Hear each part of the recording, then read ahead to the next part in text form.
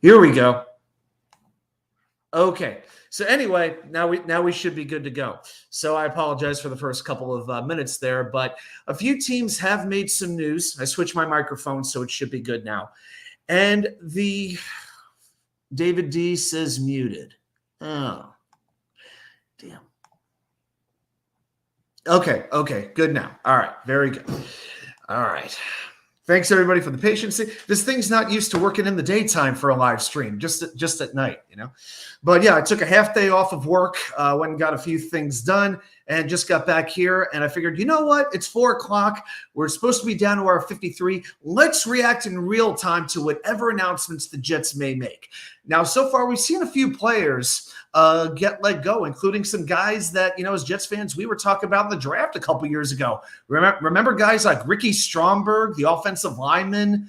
Well, Washington just let him go. There have been rumors about John Mechie even being traded away from Houston. Noah Brown's been let go, but Houston has as deep a wide receiver room as you'll find in the National Football League. So there have been a few things that have happened. Andy Isabella, man, people were talking about him like he was going to be Wes Welker once upon a time. You remember that? Because I sure do. And now Buffalo's let him go. So let's see. So I'm going to be checking Twitter here and there, or X, if you will, and we'll just see what winds up happening. But we didn't really get a whole heck of a lot of news, you know, because usually on the practice of cutdown day, the players that don't show up are the guys who are getting cut. But from everything we heard, pretty much the whole defensive line was there. A few people were missing. Jalen Key among them, Mr. Irrelevant, and it is not officially confirmed, but the sources are saying he is going to be released. And I got to be honest with you, I would like to see him come back. I think that Isaiah Oliver got the nod due to his special teams ability, but I think he is very good on coverage. He doesn't give up touchdowns. He has a nose for being around the football. I just don't think maybe he's ready yet, but I do think give him a year or so with Tony Oden, and I think he could be a piece that could make the Jets secondary. Because keep in mind, you know, the Jets don't have these safeties under contract for a long period of time. Chuck Clark, 1-year deal. Ashton Davis, 1-year deal. Tony Adams, his contract comes up either this year or next year. So you don't really have those young safeties that you can rely on for a couple of years. I'm not saying it's the most important position on the field, but you want to have a little bit of security going forward. So hopefully the Jets are able to bring back Jalen Key. All right. Hey, all right, let's say hello to a couple of folks here. The guy's getting on my technology. Nod deep. Yeah, I plugged the computer back in because I have a separate camera, so I have to make sure that that's on the way that it needs to be. David D, good to see you as well. Braden in New Zealand, across the ocean, good to see you as well. Glad that you have made it. And of course, yeah, we'll still be doing the Wednesday night show just as normal, 6 p.m. Eastern, but I figured let's come on and have a little fun. But the big news of the day so far, seemingly every UDFA on the defensive line has made the roster.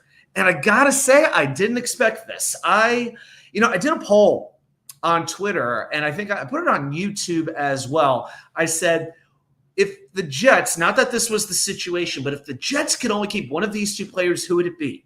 And I gave the options of either Tack McKinley or Leonard Taylor.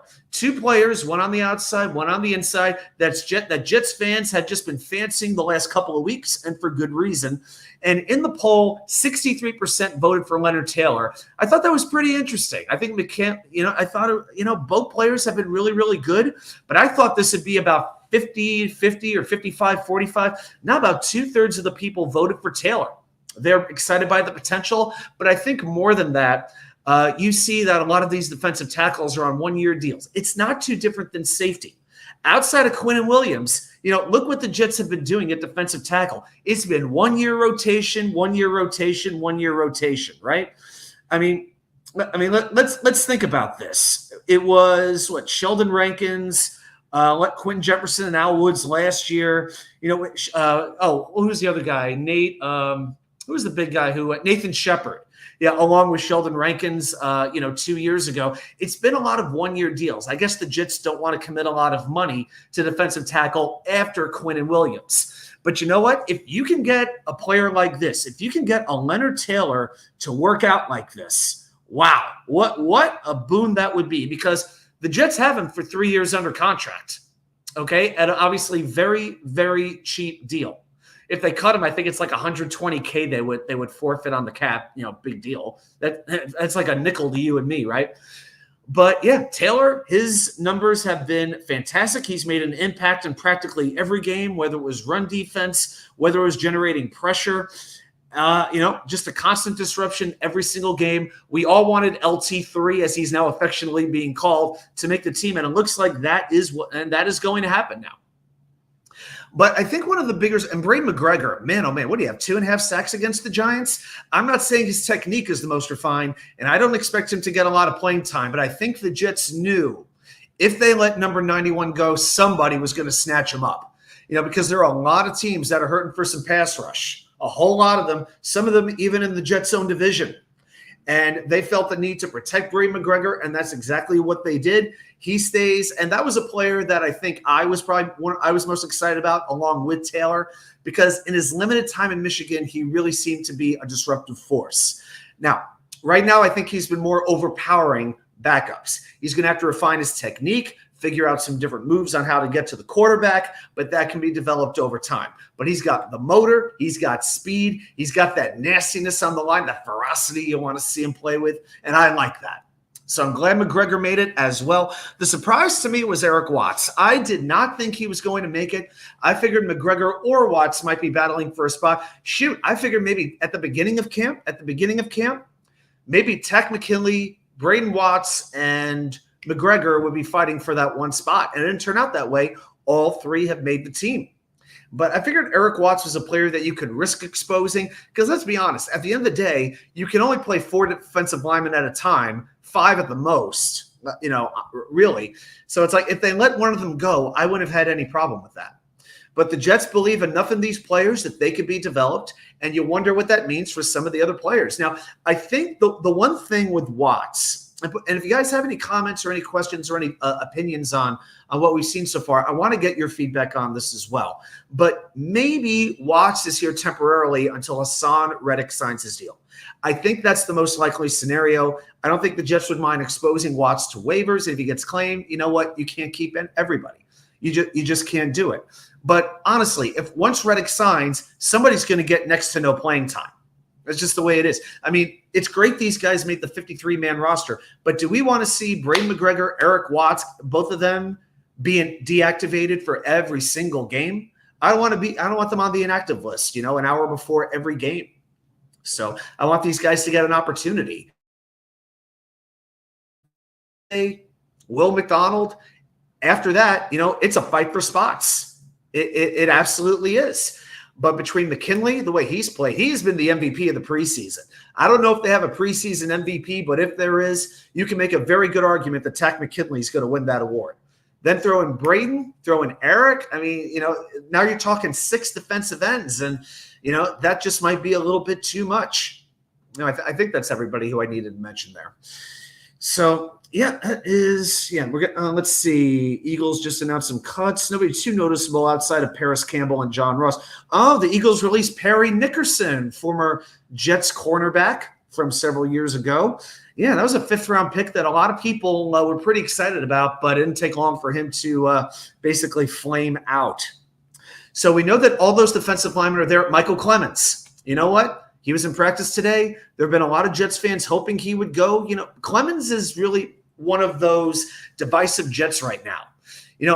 His fan base is dwindling. He seems to be more of the locker room guy, but here's the thing. You could be a locker room guy, and that's great. But you have to have some production to go along with the attitude and along with the toughness. And we're not seeing that. At least with Solomon Thomas, nobody's going to be mistaking him for a Pro Bowler anytime in the next 5 years. But at least he is a productive player. He's a useful player. He can do some things on the field.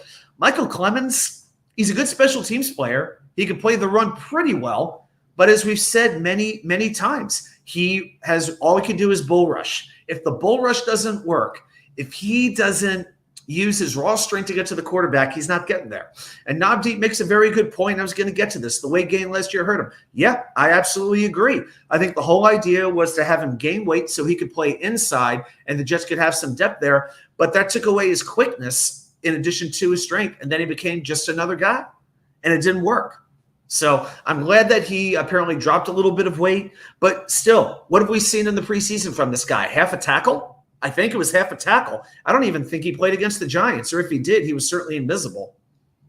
So, are the Jets really going to keep 11 defensive linemen? I think it is possible. And if they do, that means you have to take something away from another position on the field. And to me, it's linebacker. If you keep 11 defensive linemen, you keep 4 linebackers. And to me, I think that spells curtains for Chaz Surratt. And it would be unfortunate because Surratt, we know he's a Rob Saleh favorite, tackling machine, good special teams player, but how much time is he really going to get on the field? I don't think he's going to get much. I think Sam Eguavoen, I believe that's how you pronounce it. I think his days are numbered. And I think it's because Zaire Barnes has really, really emerged. Last year with the draft, there were a lot of players the Jets drafted that I think most your average draft pundit, and I'm including myself there, because I don't watch every college game. I don't have my own book of 8,000 prospects from here to Timbuktu to Tasmania or anything like that. I don't have that. But some of those players I didn't know, and Zaire Barnes was one of them. But I felt, okay, they are drafting players. I felt this way about Will McDonald, about Zach Kuntz, guys like that, JBC. They're taking some flyers on some players with the hope that they are going to be able to be contributors a year from now. Because I believe you give every rookie 1 year, and then show me some improvement in the offseason from year 1 going into year 2. We saw it with JJ. We saw a few flashes year 1. Year 2, he seemed to become more of a complete player. I was really hoping for that with Kuntz, my guy from ODU. We haven't really seen much development. We see a good athlete, but we don't see a football player. And you know what? That's disappointing, but it's a 7th-round flyer. Some you win on and some you lose on. But I think Barnes is one of those who could very well work out. He has shown speed. He's shown tackling ability. He doesn't miss tackles. And that's been an issue for the Jets defense in previous years at times. But behind CJ and Quincy, in my mind, the best or second best 1-2 punch at linebacker you'll find in the NFL, I think right there with San Francisco. You could throw Jacksonville in there as well if you wanted to. But the Jets are my top 2, top 3. You throw in Jamian Sherwood, who's been getting raved about in training camp as well. The coaching staff loves him. His teammates love him too. And Sherwood's been a very good tackler, so much so that if heaven forbid CJ Mosley got hurt, I would feel pretty good with Sherwood playing that position. Obviously, we don't want it to come to that, but I wouldn't feel like it would be an insurmountable loss. But Zaire Barnes has emerged as maybe that 4th linebacker, and I'm pretty excited about that. So now I think a 5th linebacker may not be necessary. So I think the emergence of some of these defensive linemen, it may force out other players, and it's not always the same position. Sometimes in this case, you take one away from another position. And in this case, I expect that to be linebacker. Okay, let's see. We have a little more news. The Packers have placed A.J. Dillon on injured reserve. So for anybody who is going to draft him in fantasy, I recommend you not do that. Let's see. The Falcons cut Chris Blair, the team's top receiver. Commanders released Trace McSorley. The Raiders released Nathan Peterman. How does Nathan Peterman get all these opportunities? Can somebody explain that to me? I mean, if you were to make the Mount Rushmore of the most inept quarterbacks in NFL history, you got to put Nathan Peterman pretty much in that top 4 or bottom 4. Yeah, I put him up there with Jamarcus Russell, with Zach Wilson, maybe even Jarrett Stidham, guys like that. Yeah, I think Nathan Peterman is just that inept. And, even the Raiders figured that one out. So let's take a look here. Braden with a comment. Robbie reckons 5 linebackers a lot because of special teams needs. Not if you have 11 defensive linemen. You could keep an extra defensive back. Maybe that's where a JBC comes in. I figured maybe Key would have a role there, but it doesn't look like that's the case. Qantas Stickers might have a role in that. But maybe if you're lined up this close, maybe you need more size, more speed. Who knows what it is? I wonder Brant Boyer's mindset with this new kickoff rule. Who knows? I can't call it a lock, though, because, what are you going to do? Are you going to go with 5 cornerbacks? Are you going to go with 3 safeties? Or are you going to go, maybe you go with an extra, are you going to go with more defensive players than offensive players? I don't think so. I think the Jets need 10 offensive linemen. So Let's see if there's any other news. Yeah, no news on what the injury to Dillon is, but if he's on injured reserve, I think that would mean his season is finished. And the Vikings have released safety Lewis Cine. Now, he was a favorite, a big favorite of a lot of draft pundits about a year or two ago when he was drafted. And, Minnesota tried to trade Cine.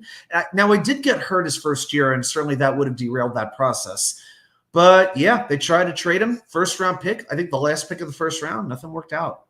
But, yeah, that was one player I was not high on. I thought there were other safeties who were going to be better. The Patriots have placed Christian Barmore, their defensive tackle, on the reserve non-football injury list with a designation to return. Certainly his season is not over yet. But, A.J. Dillon out for the year. So his season's over. Jelani Woods, the tight end from the Colts, that news came out earlier. He is out for the season as well. Okay. I know as soon as I shut this down, as soon as I go off the air, there'll be big news, right? So, we'll stay on a little bit for you. Bengals put Miles Murphy on injured reserve with a designation to return. I don't know. The lighting's not looking very good here. I'm going to take the virtual background off. Hope you guys don't mind. There we go. There we go. Pardon the Chicago in the background, but I will be in Chicago on Friday. I'll be there for 4 or 5 days. Definitely looking forward to it. Yep, that's pretty much the whole news. Lewis Cine. Yep, that's the big one right now. Okay. Yeah, I think I still expect, that's the big thing with Eric Watts. I think he gets let go once Reddick signs and the Jets try to bring him back on the practice squad.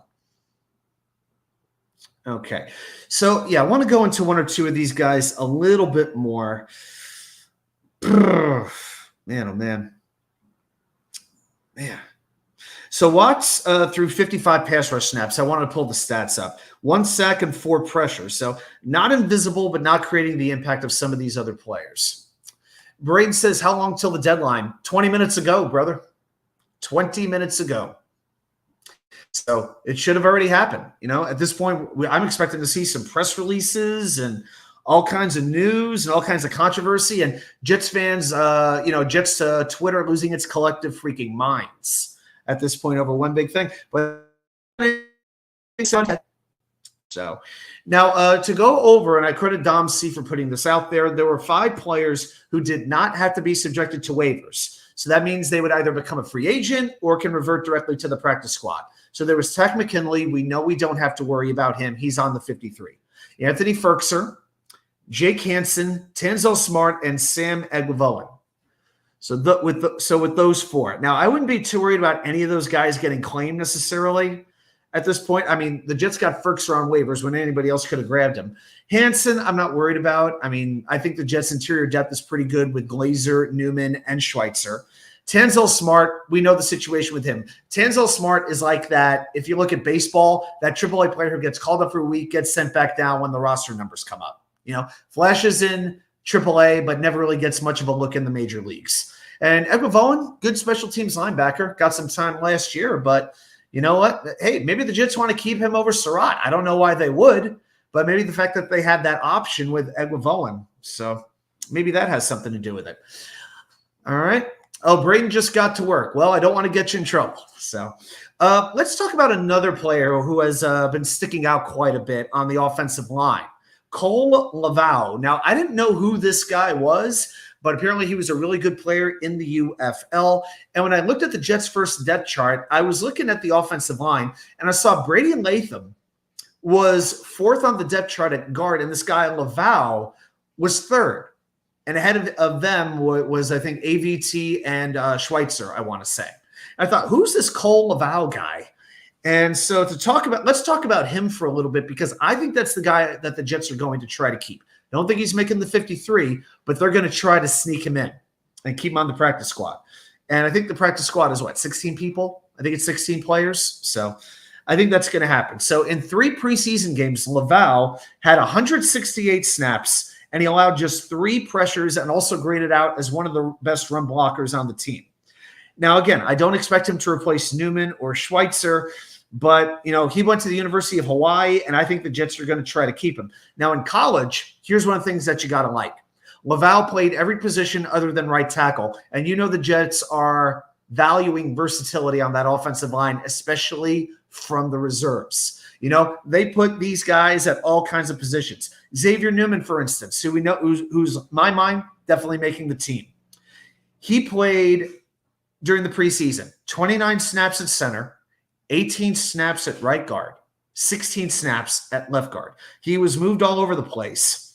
And with Newman, allowed 1 pressure on 33 pass block snaps, very high run grade. His run grade was 9th out of 152 offensive linemen. And I saw some folks saying, you know, maybe we could put Glazer in and let Newman go. I'm like, I'm not getting rid of Newman. No. I'm not keeping just Wes Schweitzer as a backup. I need Newman on this team. You know, when you can play both the pass and the run well as an offensive lineman or a defensive lineman, you have value. You know, because you don't want too many one-trick ponies. You know, you could be Bryce Huff in his early year, good pass rusher, but if they see him on the field, then a team oftentimes might try to run right at Bryce Huff because they know that's not his specialty. So, but Newman, you know, he could do both of those on the offensive side of the ball. So we'll see. So Watts is going to stay, and Laval, that is a player that I really hope does not get claimed. Laval, Jalen Key, that's another one. Let's see if we have any more breaking news. Nah, nothing right now. Just that the Bengals expect Jamar Chase to play week 1. All right. Let's see. Any other interesting news that came out in the last little bit?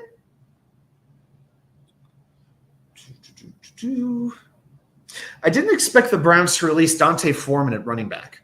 You know, Nick Chubb is going to be on the PUP list to start the season. They have Jerome Ford, and the Browns right now have 4 quarterbacks on their roster. Interesting thing that they're doing. I'm trying to remember everybody they have. Dorian Finney-Robinson, whatever it is, Deshaun Watson, Tyler Huntley, and there's the one other one too. But 4 quarterbacks they have at the moment. And they let Foreman go. I actually was interested in Foreman being maybe a free agent signing for the Jets. I figured he'd be cheap. He'd give you some size to help complement Brees. Now, of course, once the draft happened, there was no need for Dante Foreman. But the Browns have let him go. And Michael Hall Jr. is on the exempt list. You know, the defensive lineman, who was getting some pretty good reviews. I didn't think he was quite a fit for the Jets in terms of his size and his intangibles and, you know, his physical traits. But you know what? Cleveland drafted him, and now I believe he had some gun issues. He's threatening a woman, I believe, with a gun. Now he's on the exempt list, so who knows? His career may be over before it even began. Yeah, so Cleveland's finalized their list. I actually did a double take earlier. About 30 minutes ago, the Chargers were releasing cornerback Robert Kennedy. And I'm like, what? We're not going to get political, but I'm like, Robert Kennedy? What happened here? So, okay. Yeah, the Browns did a lot at running back. Foreman released, Chubb on the PUP list, and Nyheim Hines on reserve NFI. The great Johnny Boy had me on his show on Jets Worldwide when we played the match game. Myself and some other content creators. We had a fantastic time. Good to see you. Hope you're taking care of everybody over there in Virginia. I'm taking as easy as I can in North Carolina, and it feels very good to have a half day off from work today. Cheers. Glad you're here. And I'll tell you what, another move that I thought would be a pretty big deal, TJ Hawkinson, the tight end for the Vikings, who's coming back from a very serious knee injury. He has been placed on the PUP list, so he is ineligible for the first 4 games. And you know who the Vikings play in their 5th game, right? That's right, the New York Jets in London, England. So it'll be interesting to see if Hawkinson is ready to return for that game, number 1. And number 2, if he is, how ready is he to go to face that Jet defense? But you know Sam Darnold's going to need all the help he needs. It's great to have Justin Jefferson. Jordan Addison is definitely emerging. But I don't know. The Vikings have some talent, but I think they're the clear number 4 in that division. That's more because I like the other teams that much more. I like Detroit a lot. I got Detroit going all the way to the Super Bowl this year. I've got the Bears sneaking into the playoffs as the number 7 seed. I think Green Bay might slip a little bit, but I still think they'll win maybe about 7 games, something like that, 7, 8 games. And somebody's got to finish last. Somebody's got to take losses in that division. I think it's going to be the Vikings at around 6 wins or so.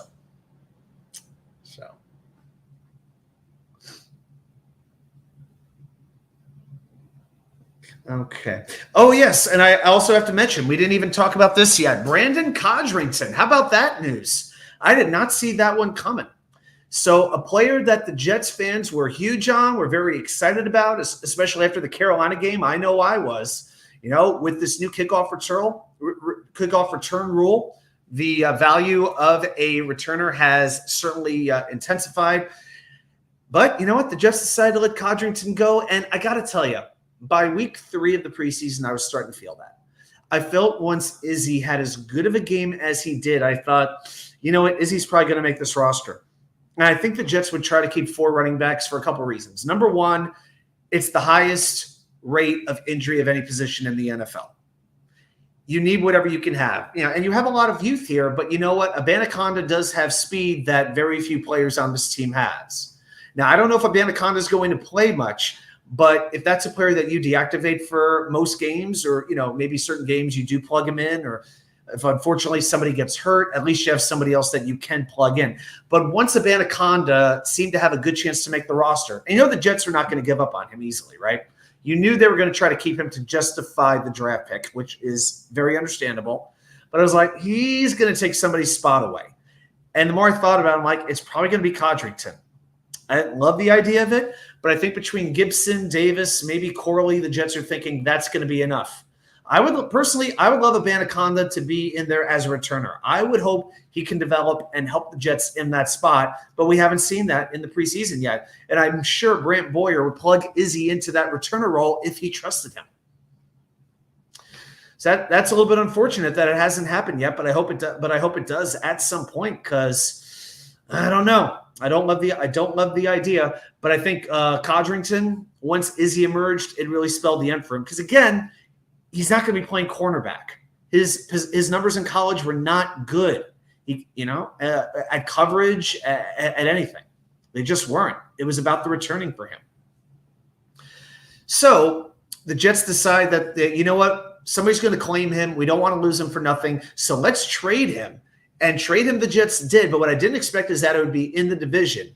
Now, the only thing we know, 2 things. We know he was traded to Buffalo, which is a very risky thing to do, but the Jets are going to go ahead and do that, and it's for an exchange of late round 2026 picks. Now, we know Joe Douglas. We know JD. He's been here about 5 years. We kind of know his MO. We know what he likes to do and what his tendencies are.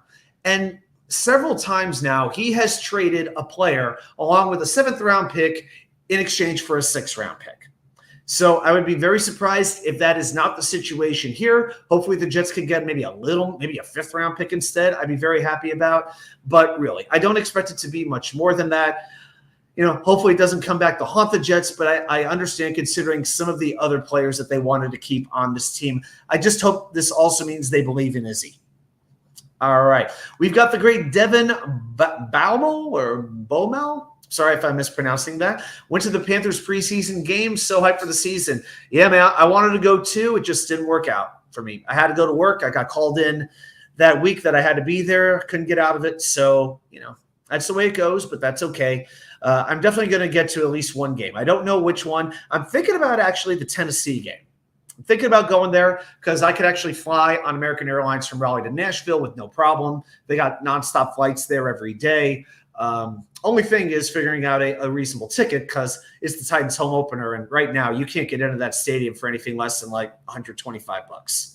So don't know if that's something that I'm going to do, but I am definitely thinking about it. The night games are difficult, and the Jets have so many night games that makes it really tough. So, okay, let's see. Do we have any more news coming in? Not really. Colts waive running back Evan Hull per source. This is like MLB free agency. There ain't nothing happening here, guys. Not yet, anyway. But But like I said, you know what's going to happen. I'm going to sign off, and all of a sudden the Jets are going to like trade Aaron Rodgers for Deshaun Watson or something. And I know Nick is going to be a proud New York Jets fan. Nick Shine will be going on a little bit later tonight. I believe Gunny will as well at New York Jets Situation Report. So check out their channels for when they will be doing their show as well. Devin, 4 was the deadline. 30 minutes ago. And we are just not getting a whole heck of a lot of news right now.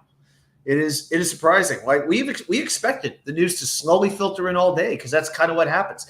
The only thing that I could think of that makes sense is a lot of these teams want to announce everything right at once in the hope, because all these teams are releasing 40 players each, roughly about 43 players. So if you do the math, that's about 1,200 players that are going to be free agents that are on waivers, just waiting there to be plucked out. So maybe the Jets' thought is if we release everybody at once, all these other teams will be looking at other players that are already out there. And maybe we could sneak somebody through. Maybe we could sneak through a Jalen Key. Maybe we could sneak through, I don't know, Izzy Anaconda. I'm not sure who the other players would be. Jason Brownlee. I don't know. Chaz Surratt, Sam Eguavoen. There's a number of people who it could be. But maybe the Jets put another player or two on IR to start the season on the PUP list. Maybe JBC is going there. I mean, who's to say at this point? But we definitely expected to get some news. So I figured 4:00, let me jump on and we'll start getting some news, but we haven't seen it yet. But I'm very happy to see Mike Williams is back in team drills. Lord knows he will be needed, especially with the season starting in 13 days? 13 days. And by the way, today would be a great day for Hassan Reddick to quit posting workout videos and sign a contract. Good day for that to happen. Man, oh man. Frustrating. Hey, guys, I'll tell you what. While we're waiting on that, how about we do a little bonus trivia question right now?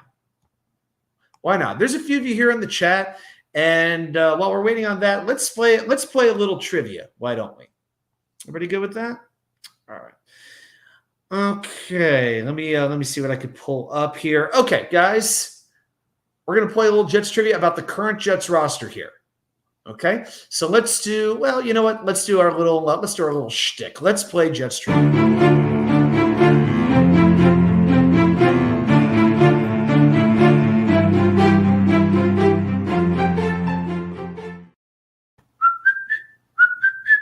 All right, guys. So we're going to do a little trivia question right now, and let's see what we can do here.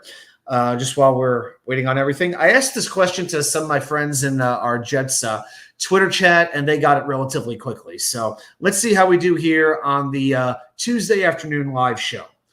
I'm going to put the question down here in the chat. But first, hey, guys, thanks so much for hanging out with me today. Appreciate it. We're continuing our march to 1,000 subscribers, still trying to get across the finish line. So if you're not subscribed already, what are you doing?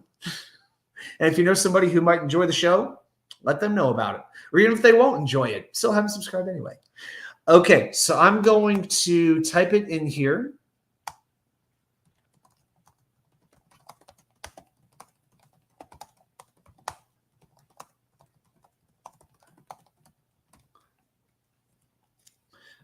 Okay.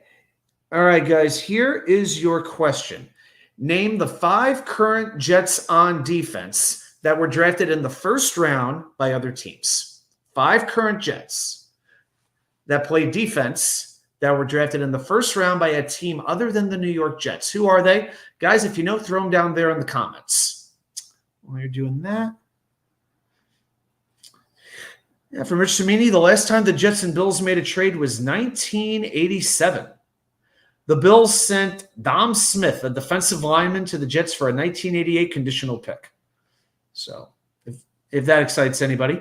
And the Broncos have released a few players. Tim Patrick, the wide receiver, which a lot of people knew was going to happen. Samaje Perine, running back. Yeah, those are pretty much the main names there. Okay. Devin, Takk McKinley. Yeah, Takk McKinley is correct. Tack was drafted 2017 by Atlanta.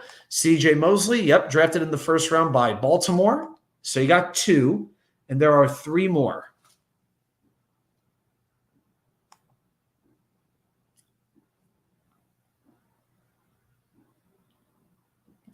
Yeah, I got to think, though. The Jets could use a little bit of depth at wide receiver still. Malachi Corley, I believe in him, but I knew he was going to be sort of a project, a raw player. How much can you count on from him right now? Alan Lazard, you know what he is. He's up and down, to say the least. He'll make a great catch, and then he'll have just the worst drop you've ever seen.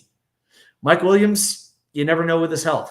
So with guys like Tim Patrick and Noah Brown hitting the waiver wires, maybe the Jets do consider bringing one of these wide receivers in. It's a position where they could definitely use some depth. Yeah, the Broncos tried to trade Tim Patrick. It did not work out. Okay.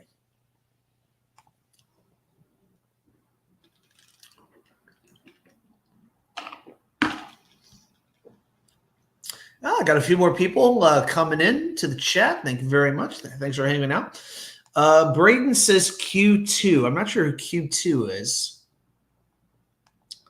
Did you mean Quincy Williams? Quincy was drafted a little bit later than that, if you meant Quincy. Devin says Javon Kinlaw. That is correct. 2020 in San Francisco. Devin goes Solomon Thomas. That's right. 2017 in Frisco as well. And there is one more. Guys, are you going to let Devin get the clean sweep here? Here's the question again. Name the 5 current Jets on defense that were drafted in the first round by other teams. Tech McKinley, CJ Mosley, Javon Kinlaw, Solomon Thomas. There is one more. Who is that one other player?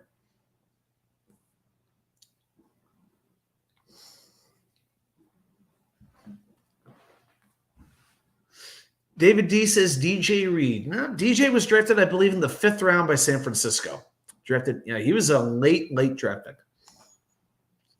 And he definitely made the most of it. No question about it. If you haven't seen the origin story on DJ Reed, I think that's one of the better ones that they did. The DJ Reed one, the Quincy Williams one was pretty good. The Jeremy Ruckert one was okay. The Garrett Wilson one was really good. Garrett Wilson's dad's just the coolest guy. Devin with the clean sweep. Hassan Reddick is correct. 2017 by the Arizona Cardinals. So very well done, Devin. It is a clean sweep for you, my friend. So good job. All right.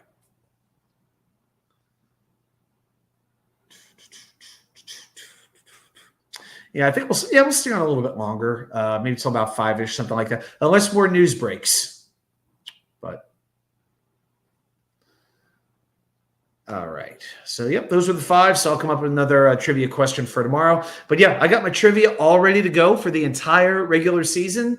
So I'm pretty excited to get those questions out there for you guys. So, but yeah, tomorrow night I'll do another question about the Jets' current roster. Come on, Jets, make some announcements here already, would you?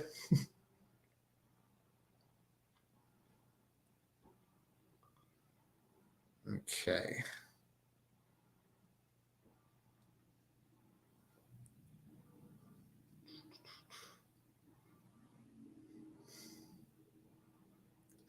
Yeah, I still don't know about Codrington going to Buffalo. It just seems a little scary. Devin says we too good. Yep. You all in the chat, and we got a heck of a roster too. No doubt about it.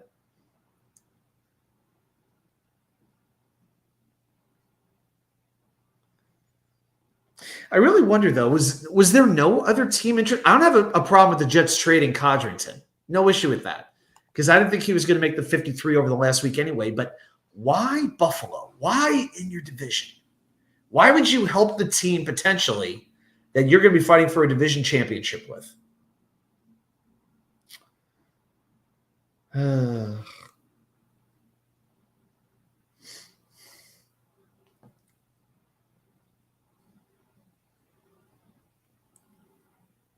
Man.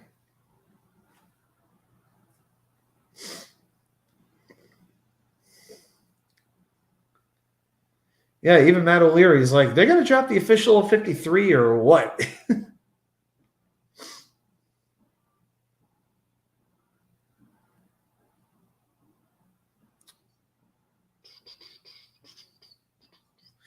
All right, Devin with a question. How impactful are returns going to be now with the new rules? I think very much so. I mean, think about it. I couldn't give you an exact number, but didn't it feel like we were watching with these previous rules? Once they moved the kickoff 5 yards closer, 5 yards up the field, didn't it feel like it was touchback after touchback after touchback after touchback? I mean, the extra point was more dramatic than the kickoffs. It's not supposed to be that way. I mean, think about it. With the Jets, some of the best Jets teams that we watched in recent memory, and this is going back many years, obviously. One of the hallmarks of them were great special teams, and a lot of that had to do with Coach Westhoff. But, how many just amazing returners did we get out of nowhere? Joe McKnight, Chad Morton, Leon Washington, Justin Miller, all these types of guys. And that, basically that was taken out of the game, So the fact that now they have this new rule, I still think it's going to need some tweaking. I think it's going to take a little time for us to figure out the different touchback rules because it is a little bit weird and a little bit convoluted. But I'm glad now there's an opportunity for special teams to impact the game again. Yeah, but I definitely think it's going to happen. Last year, let me see here. I'm gonna look something up. Kickoff returns 2023 in the NFL. I would not be surprised if there was only like 5. 2023 NFL kickoff return stats. I guarantee it was very few. Less than 10. Yeah, last year there were 4 kickoff return touchdowns in the NFL. Andrew Beck, Marvin Mims, Dameon Pierce, and Jalen Reagor. only 4. You are going to see, sometimes you might even see 4 in 1 week now. And you know what? I'm here for it. I'm good with that happening. So, okay.